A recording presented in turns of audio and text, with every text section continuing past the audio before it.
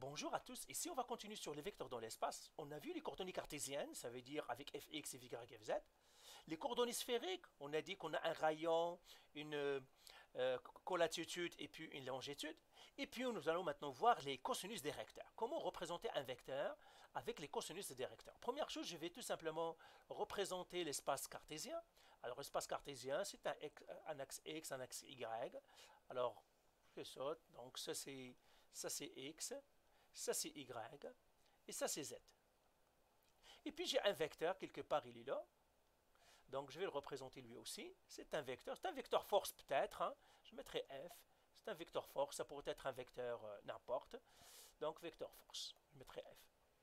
Maintenant, qu'est-ce qu'on va faire? Ben, on va le projeter encore sur le plan, comme on avait fait avant, comme ça ici.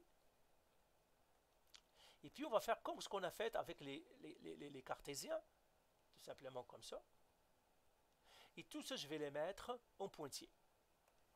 Tout simplement, ça c'est pointillé, c'est tout simplement du directeur, ils n'ont pas de réalité physique. Ça comme ça. Voilà. Alors maintenant, les cosinus directeurs, ce sont des angles. Eh bien, les angles qu'on va prendre, on va prendre l'angle entre les vecteurs et puis l'axe lui-même. Ça, on l'appelle θy, parce que c'est entre le vecteur et l'axe l'axe des y. Après, j'ai un autre cosinus, c'est celui qui est entre le vecteur et l'axe des x. Il est là, on l'appelle θx. Et il y a un autre entre le vecteur et l'axe des z, on l'appelle θz. Et bien voilà, c'est comme ça comment on représente les représentations. Et puis on a la longueur du vecteur que j'appellerai ici f, ou bien le rayon encore. Ça c'est le rayon, qui est égal encore à f. Donc dans ce cas-là, on représente les forces. Et là, on a quelques formules. Alors, on a fx est égal à f cosinus θx. C'est pour cela que les cosinus des vecteurs sont bons.